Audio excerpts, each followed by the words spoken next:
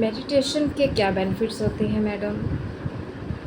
आप प्लीज़ बताने का कष्ट करेंगे कि जब हम मेडिटेशन करते हैं तो हमें कैसे पता चले कि हमें उसका लाभ मिल रहा है, या कैसे पता चले कि जो हमारा मेडिटेशन है वो हम सही तरीके से कर रहे हैं। तो ऐसे बहुत सारे सवाल जो हैं वो फॉलोअर्स के होते हैं और उन जिज्ञासुओं के होते हैं जो मेडिटेशन करना आरंभ उन्होंने किया है या उन्हें करते हुए कुछ समय हो गया है, लेकिन इसी तरह के बहुत सारे विचार, बहुत सारे प्रश्न उनके मन में होते हैं और उनको समझ में नहीं आता है कि मेडिटेशन के लिए क्या मेथड होना चाहिए, मेडिटेशन का क्या वे होना चाहिए और बहुत सारे। तो आज हम उन्हीं सारे सभी विषयों और टॉपिक्स के ऊपर बात करेंगे फॉर द बिगनर्स। जो बिगनर्स हैं, मैं प्रवीण सोनी, साध्वी माँ बगलामुखी, आपके समक्ष हूँ और चीज़ों को डिस्क्राइब करने में कोई भी मुझसे भी क्षमा भूल हो सकती है, तो उसके लिए मैं क्षमा प्रार्थी हूँ।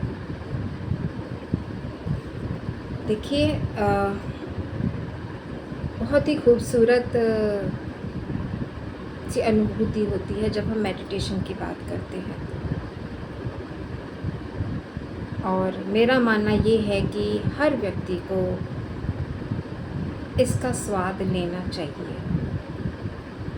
जैसे हम लोग मार्केट में निकलते हैं, क्योंकि जिह्वा है और उसी तरह से हमारा पेट लगा हुआ है, तो हम दुनिया में कितने सारे खाद्य पदार्थ हैं उनको टेस्ट करने का हमारा मन करता है कि ये कभी ये खा के देख लो, इसका कैसा टेस्ट है, ये खा के देख लो। और जब वो टेस्ट हमें लगता है और फिर हम उसको यूज़ टू हम हो जाते हैं उस खाद्य पदार्थ को खाने के लिए, या कोई भी ऐसा प्रोसेस जिसके हम यूज़ टू हो जाते हैं और हमारा मन विचलित हो जाता है जब हमें वो वस्तु प्राप्त नहीं होती है। सो इसी प्रकार से मेडिटेशन है, बहुत ही खूबसूरत सी अनुभूति, बहुत ही सुंदर सी सुगंध और बहुत ही टेस्ट इतना अच्छा होता है कि अगर आप इसको ना चखें रोज़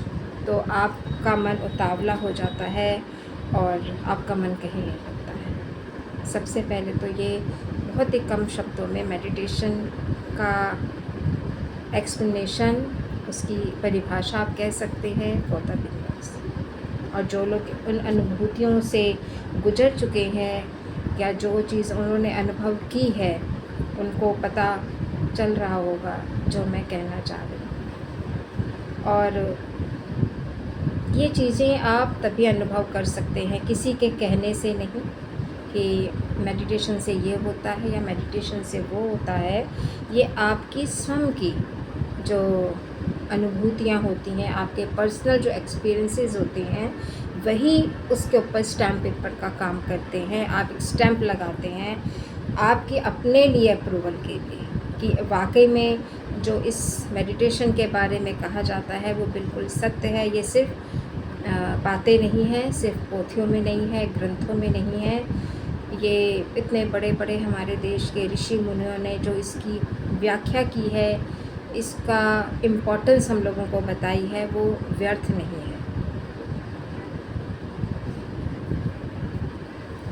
अब एक क्वेश्चन बहुत आता है कि मैडम मेडिटेशन जो है वो कैसे करना चाहिए और इसकी कौन कौन सी टेक्निक होती हैं और हर टेक्निक का क्या बेनिफिट होता है। तो फॉर द बिगनर्स, जो लोग इस आध्यात्मिक यात्रा में उन्होंने अपना पहला पड़ाव डाला है या अभी उन्होंने चलना आरंभ किया है, उनके लिए मैं सिर्फ इतना बोलूँगी कि आपको सिर्फ शांतिपूर्वक बैठना है एक स्थान पर। सबसे पहले अभ्यास आपने करना है एक स्थान पे बैठने का। और आपका जो मन विचलित होता है, क्योंकि आप देखेंगे, आप अनुभव करेंगे, आपके अपने पर्सनल एक्सपीरियंसेस होंगे कि जब आप बैठते हैं प्रभु की आराधना के लिए, तो सबसे पहले तो समय ही पास नहीं होता है, यानी कि घड़ी बहुत स्लो हो जाती है। आपको ऐसे लगता है कि पता नहीं मैं कितनी देर से बैठा हूँ, तो वो घड़ी की सुइयाँ बहुत स्लो हो जाती हैं, और वो 5 मिनट, 10 मिनट, 15 मिनट बैठना पहाड़ जैसा लगता है कि हम को बैठे हुए शायद बहुत टाइम हो गया। बार बार आपका ध्यान अपनी घड़ी में जाएगा, वॉल क्लॉक में जाएगा, या फिर बाकी की चीज़ें हैं उसमें जाएगा। तो सबसे पहले तो आप बैठना आरंभ करें अपने इष्ट के सामने। आपके कोई भी इष्ट हैं, आप जिनको भी मानते हैं, सभी में एक ही ज्योत है। तो इसमें कोई फ़र्क नहीं पड़ता कि आप महादेव के सामने बैठ के आराधना कर रहे हैं या मुरलीधर के सामने बैठ के आप आराधना कर रहे हैं, या माँ पार्वती के सामने। सभी के इष्ट हैं, सभी के प्रिय हैं, और आपने उनके सामने सिर्फ प्रेम पूर्वक, श्रद्धा और विश्वास के साथ में बैठने का अभ्यास करना आरंभ करना है। जब आपका ये अभ्यास सिर्फ बैठने का, आप कौन सा मंत्र पढ़ रहे हैं, आप कौन सा मंत्र नहीं पढ़ रहे हैं, ये शायद मेरे हिसाब से इतना मैटर नहीं करता है जितना ये मैटर करता है कि आप कितने प्रेम पूर्वक अपने इष्ट के सामने बैठे हैं और उन्हें निहार रहे हैं। और उनके सामने प्रेम पूर्वक बैठना, उनको निहारना सबसे बड़ा मेडिटेशन है। लेट्स स्टार्ट कि कैसे करना चाहिए, क्या टेक्निक्स होनी चाहिए, ये सब बात की बातें हैं। इनको हम लोग फिर दूसरी वीडियोस में डिस्कस करेंगे। लेकिन आज का जो हमारा टॉपिक है कि कैसे पता चले कि जो हम मेडिटेशन कर रहे हैं, हम सही दिशा में अग्रसर है या नहीं है, हम सही दिशा की ओर बढ़ रहे हैं या नहीं बढ़ रहे हैं। तो सबसे पहले तो इसका जो फर्स्ट पॉइंट है, वो उसका पॉइंट ये है कि जिस प्रकार से आपके मन में इच्छा सांसारिक वस्तुओं के प्रति खिंचाव की होती है, उसी प्रकार से आपका खिंचाव प्रभु की ओर होना आरंभ हो जाता है।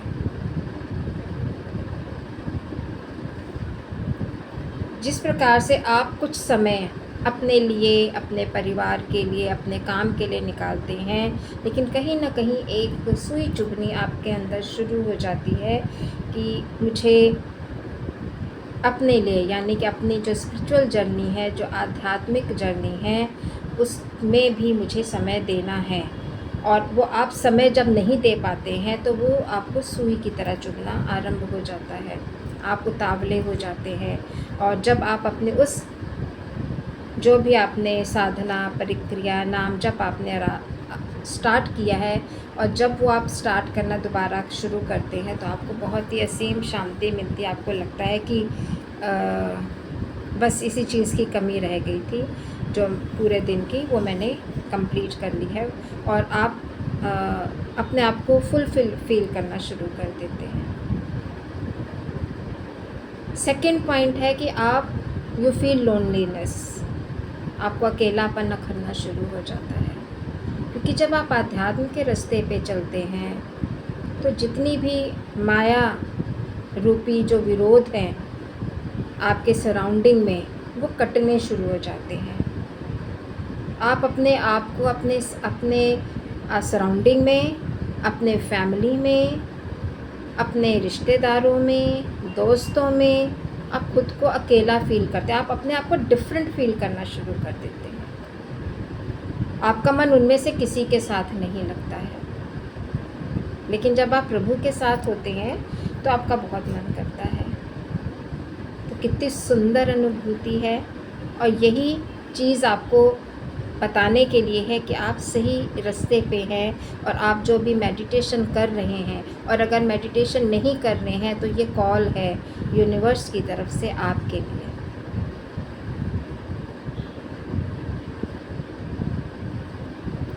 इसके बाद आपके जो टेस्ट हैं वो आप देखिएगा कि आपके टेस्ट चेंज होने शुरू हो जाते हैं।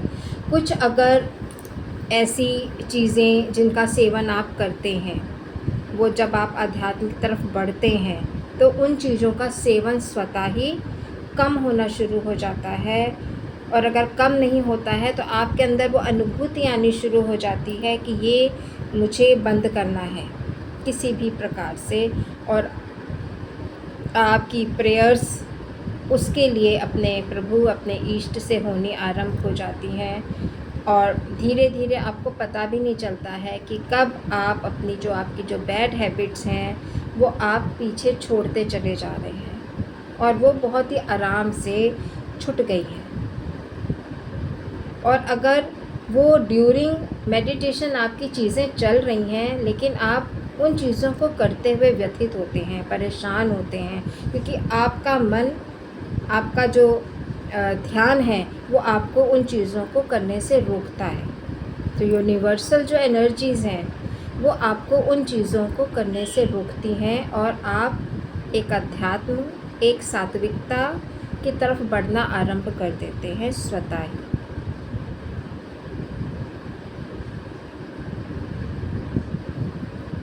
इसके अलावा आप देखेंगे कि बहुत सारे ऐसे दोस्त, ऐसे रिश्तेदार, ऐसे लोग जिनके साथ आपका बहुत ही मनोरंजन पूर्ण जीवन आप व्यतीत कर रहे होते हैं, उनसे आपका कटाव होना आरंभ हो जाता है। यानी कि आपको उनके अंदर इतना इंटरेस्ट अब आता ही नहीं है और धीरे धीरे आपकी उनसे दूरी बननी जो है वो आरंभ हो जाती है।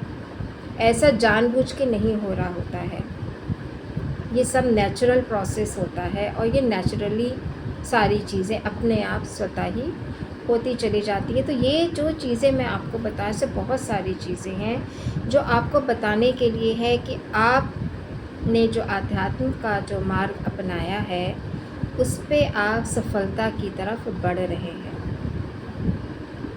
ये प्रारंभिक स्टेप्स हैं, ये प्रारंभिक जो कहते हैं ना सीढ़ियाँ हैं कि आपको अनुभव हो, क्योंकि उस टाइम मन बहुत बेचैन होता है ना। क्योंकि जब आप ध्यान, सबसे पहले तो चीज़ यही है कि जब आप ध्यान में बैठते हैं तो आपका मन तो लगता ही नहीं है ना ध्यान में। जैसे मैंने बताया कि टाइम पीरियड ऐसे लगता है कि हम तो पता नहीं कितने घंटे हमने मेडिटेशन कर लिया, ध्यान कर लिया। लेकिन कहा जाता है ना कि अगर 1 घंटा भी आप बैठे हैं प्रभु के सामने और एक क्षण आपने सच्चे हृदय से उनको याद किया है तो वो एक क्षण आपके 1 घंटे का जो, अगर हम फल की बात करें तो वो आपको दे देता है, शायद उससे भी कई गुना ज़्यादा दे देता है। आध्यात्म के रास्ते पे जो आप चल रहे हैं उसमें आने वाली और भी बहुत सारी प्रॉब्लम्स होती हैं। मीन्स आपके सामने हर्डल्स आएंगी जब आप ध्यान में बैठना चाहेंगे। कभी गेस्ट आ जाएंगे, कभी कोई के और के प्रोग्राम हो जाएंगे, किसी न किसी चीज़ में आप उलझ जाते हैं सांसारिक। तो यूनिवर्स भी आपकी टेस्टिंग करता रहता है साथ में। तो वो हर्डल्स आती हैं क्योंकि वो माया है, इतनी आसानी से तो आपको नहीं छोड़ेंगी। तो उनसे जब बच निकलने के तरीके आप ढूंढने लग जाते हैं कि नहीं, मुझे इस ध्यान में बैठने के लिए, प्रभु के साथ गुफ्तगू करने के लिए, उनको निहारने के लिए, उनका नाम जप करने के लिए मुझे कुछ समय चाहिए, तो समझ लीजिए कि आप सफलता की ओर बढ़ रहे हैं।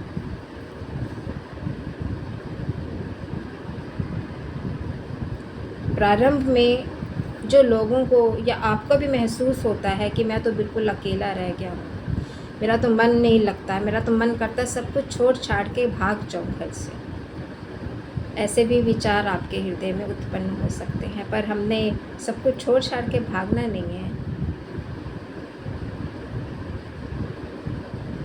कि अगर प्रभु ने आपको गृहस्थ जीवन दिया है तो उसी के अंदर रहते हुए, प्रभु का नाम जप करते हुए अपनी रिस्पॉन्सिबिलिटी कीजिए। और बाकी जो आपका मन कर रहा है आध्यात्म के रास्ते में बढ़ने के लिए, उस पे आप अग्रसर रहें।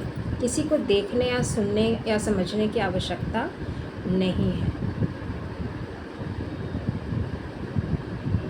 क्योंकि जो लोग खुद इस रास्ते पे आगे नहीं बढ़े होते हैं वो तो आपका पैर खींचेंगे, वो तो आपको पीछे की तरफ घसीटेंगे, पर हमने उन्हें सफल नहीं होने देना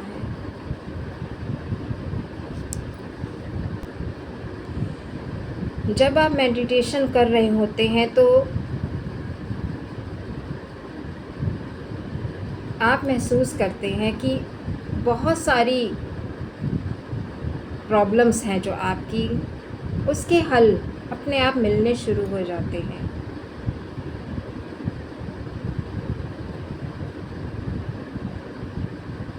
वो काम कैसे हुआ, किसने किया, अरे कैसे हो गया ये सब, तो वो जो होता है यूनिवर्स, वो आपको उस राह पे आगे बढ़ाने के लिए आपकी बहुत सारी जो हर्डल्स होती हैं उनको कम करता चला जाता है, उसकी पीड़ा को कम करता चला जाता है। और जो सबसे बड़ी बात है वो है कि आप डिटैचमेंट की तरफ बढ़ते हैं। डिटैचमेंट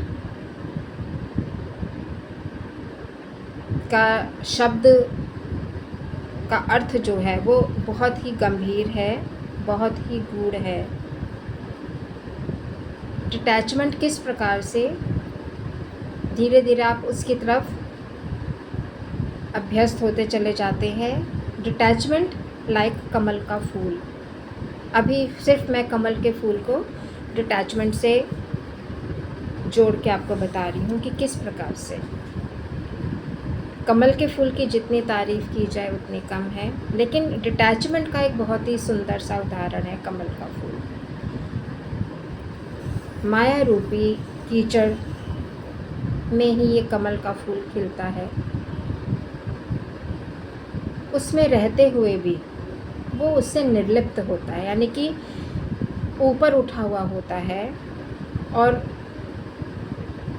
उसका रंग, उसका ऑरा, उसकी खुशबू, उसके व्यक्तित्व की खुशबू आपको अपनी तरफ खींचती है। तो आपका जो व्यक्तित्व है वो एक कमल के फूल की भांति बनता चला जाता है। और आपको डिटैचमेंट का मतलब पता चलता है कि आप समाज से तो भाग के कहीं नहीं जा सकते, तो आप समाज में रहते हुए भी जो सामाजिक बुराइयां हैं उसमें लिप्त ना होकर आप किस प्रकार से अपना एक अच्छा व्यक्तित्व मेंटेन करके रख सकते हैं।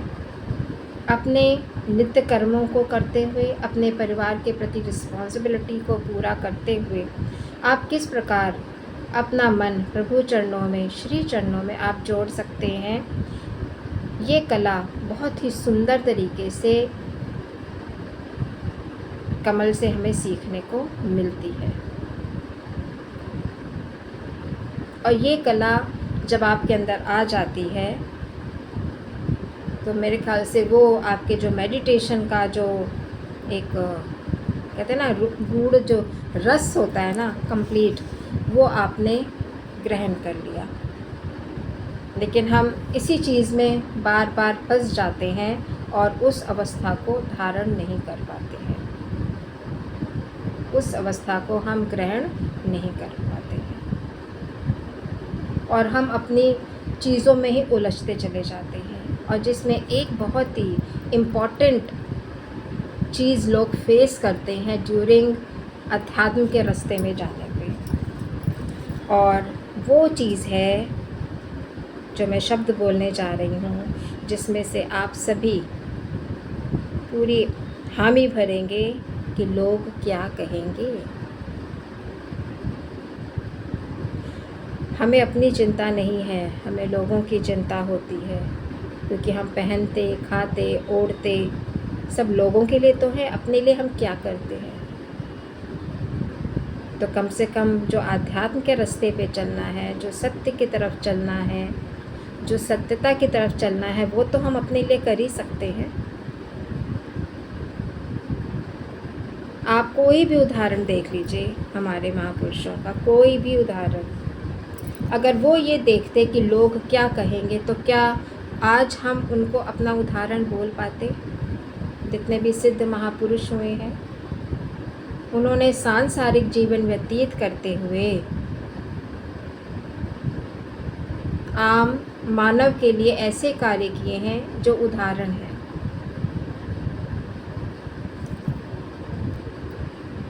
इसलिए लोग क्या कहेंगे, लोग क्या कहेंगे ये सोचना छोड़ के ये सोचना प्रारंभ करेंगे कि मेरे प्रभु क्या कहेंगे कि मेरे बच्चे आज तूने मुझे याद नहीं किया। और जब आप मेडिटेशन करते हैं तो वो एक्चुअली कहते हैं ना, ऊपर की पढ़ाई हो जाती है। तो उस समय जो आपको विचार आते हैं, जो आपको अनुभव होते हैं, वो आपको इन सब बातों से ऑटोमेटिकली दूर लेते हुए चले जाते हैं। लेकिन फर्स्ट स्टेप तो आपको ही उठाना पड़ता है। तो बेफिक्र होके मेडिटेशन करें, प्रभु का नाम लें। ये मत सोचें कि लोग क्या कहेंगे कि तुम इतने घंटे पूजा क्यों करती हो, तुम बहुत बनावट करते हो। ऐसे पूजा थोड़ी होती है। पूजा की बहुत सारी संज्ञाएं, व्याकरण, संज्ञा, सर्वनाम, बहुत कुछ हो जाता है। बहुत सारी टेक्निक्स हैं नाम जप करने की, मेडिटेशन करने की।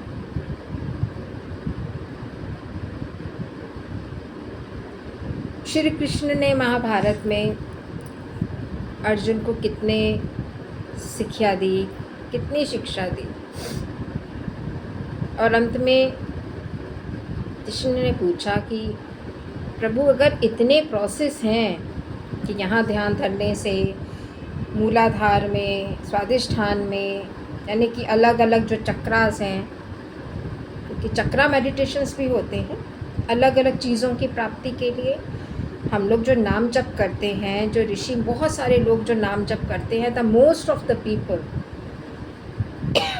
लोग किसी न किसी सिद्धि को प्राप्त करने के लिए, कहते हैं ना, जब आप नाम जप करते हैं ना तो सबसे पहले यही चीज़ें आपके पास में आती हैं। रिद्धि सिद्धि, यानी कि सिद्धियाँ आपको हासिल होती हैं। प्रभु को हासिल करना है तो इनसे भी ऊपर उठना पड़ेगा। प्रभु को हासिल करने का मतलब है स्वयं को जानना, क्योंकि प्रभु हमारे हृदय में विराजमान है। आप उस लेवल पे मेडिटेशन करें, आपको अपने में और प्रभु में कोई भी भिन्नता महसूस नहीं होगी,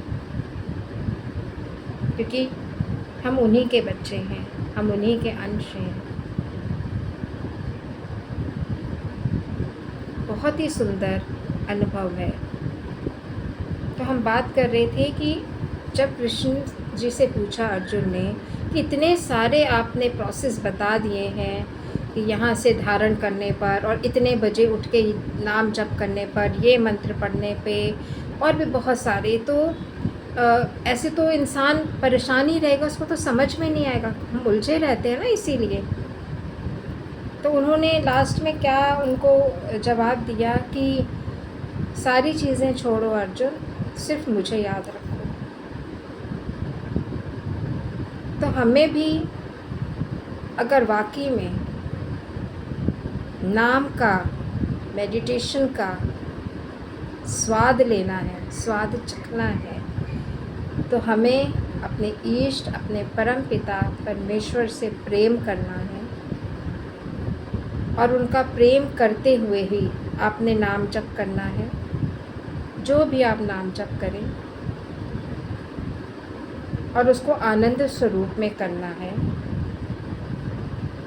बिना किसी इच्छा के करना है, मनोकामनाओं के साथ करना है। वो सुख दे, वो दुख दे, आपने उसको सहर्ष एक्सेप्ट करना है और उनके श्री चरणों में अपना शीश निवाना है और उनके प्यार का अनुभव करना है। तो सिर्फ़ और सिर्फ अपने प्रभु ईष्ट से प्रेम करें। मेडिटेशन से, नाम जप से हमें क्या लाभ होगा, ये सारे प्रश्न आपके समाप्त हो जाएंगे। जितने भी सो कॉल्ड प्रश्न उठते हैं हमारे मनों में, वो सब समाप्त हो जाएंगे जब आप प्रभु के चरणों में अपना मन लगाना आरंभ करेंगे, अपने आप को अपने लिए समय देना करना शुरू करेंगे, लोगों के लिए नहीं, किसी चीज़ों की प्राप्ति के लिए नहीं, सिर्फ प्रेम।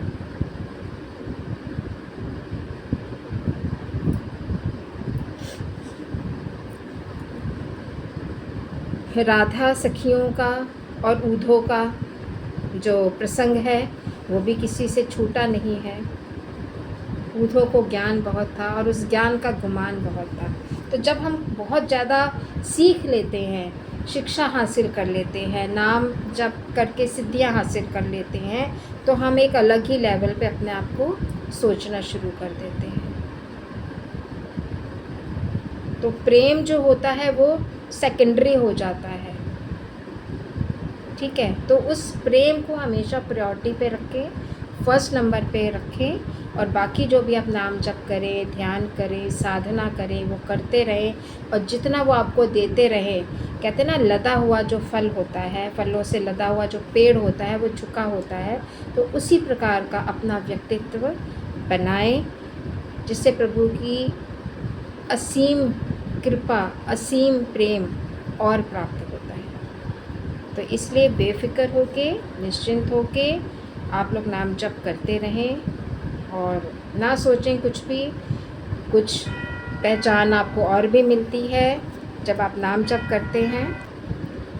सो नाम जप करते रहें। नाम जप करने से हर्डल्स आते हैं, बहुत सारी रुकावटें आती हैं, लेकिन इसके साथ साथ में बहुत सारे पॉइंट्स जैसे मैंने आपको स्टार्टिंग में बताया है वो आपको अनुभव होने शुरू हो जाते हैं। आपकी सराउंडिंग, आपको प्रकृति से प्रेम आपका बढ़ जाता है, जानवर के प्रति प्रेम आपका बढ़ जाता है, बड़े बुज़ुर्गों के प्रति आपका प्रेम बढ़ जाता है, ठीक है। और एक निश्चल होता है ना प्रेम, वो आपका बढ़ना शुरू हो जाता है। सबको आप समान रूप से देखना प्रारंभ कर देते हैं। आपकी नज़र एक होती है, चाहे वो आपके घर के सदस्य हों, चाहे वो आपके बाहर के सदस्य हों। झूठ आपसे कोसों दूर होता चला जाता है। विषय वासनाएं ये कम धीरे धीरे पीछे खिसकने शुरू हो जाती हैं।